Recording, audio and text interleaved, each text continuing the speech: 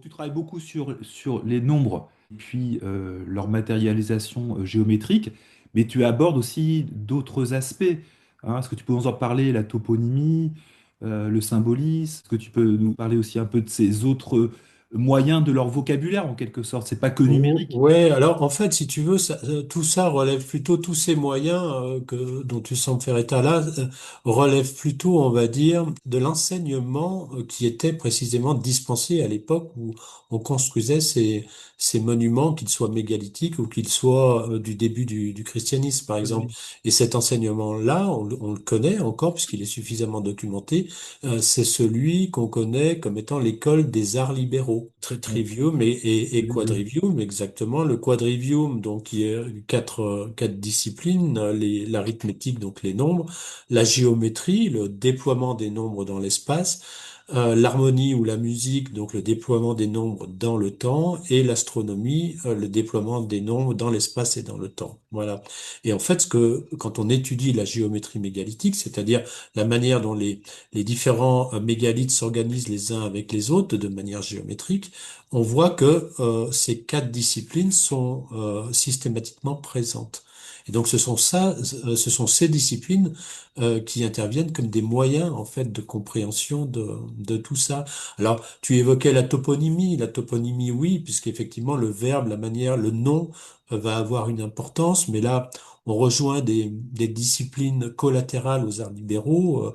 Tu parlais tout à l'heure du langage des oiseaux, par exemple. Donc euh, Une c'est- forme de poésie, en fait, hein, au sens de le poème exactement, grec, voilà, de la voilà, création verbale. Hein. exactement, C'est voilà. informé. C'est-à-dire que Ouais, c'est pas gratuit, c'est que ça vient du dedans.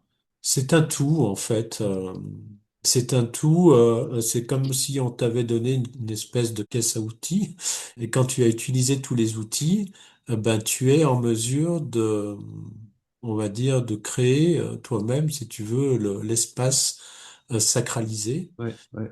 Et Euh, d'objectiver l'invisible. Voilà, d'objectiver l'invisible, mais au-delà de ce que tu vas être en mesure de créer, c'est également une œuvre intérieure hein, que tu effectues, Mhm, mhm. et parce que naturellement, tout ça a pour effet d'élever la conscience humaine. Oui, c'est opératif. C'est-à-dire que c'est aussi projectif Oui, de ce qui est dedans, mais pas, non déployé, en quelque chose qui se déploie voilà, dedans et qui s'extérioriser. illumine et rend le dehors aussi merveilleux. Tu utilises, je crois, plusieurs fois ce mot-là.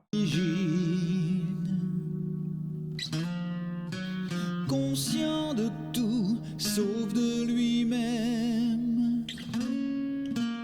L'instant est éternel. Ah.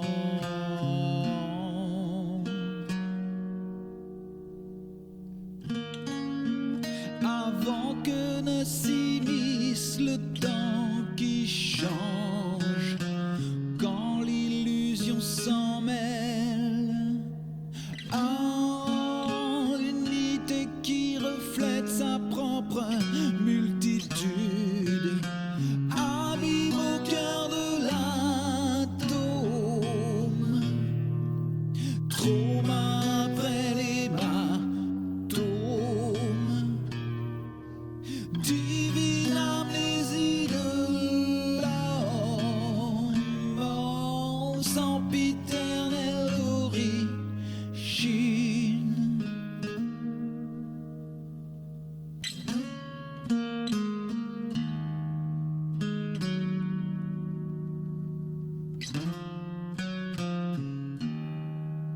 Frêle étincelle, un fragment de lumière parmi les mondes, individuel,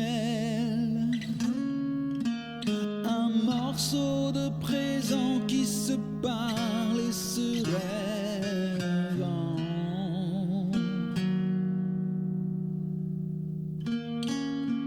Avant que ne s'invitent les chimères et les anges, réalité personnelle. Ah, de l'ego qui devine sa propre finitude, abîme au cœur de l'atome, traumatisme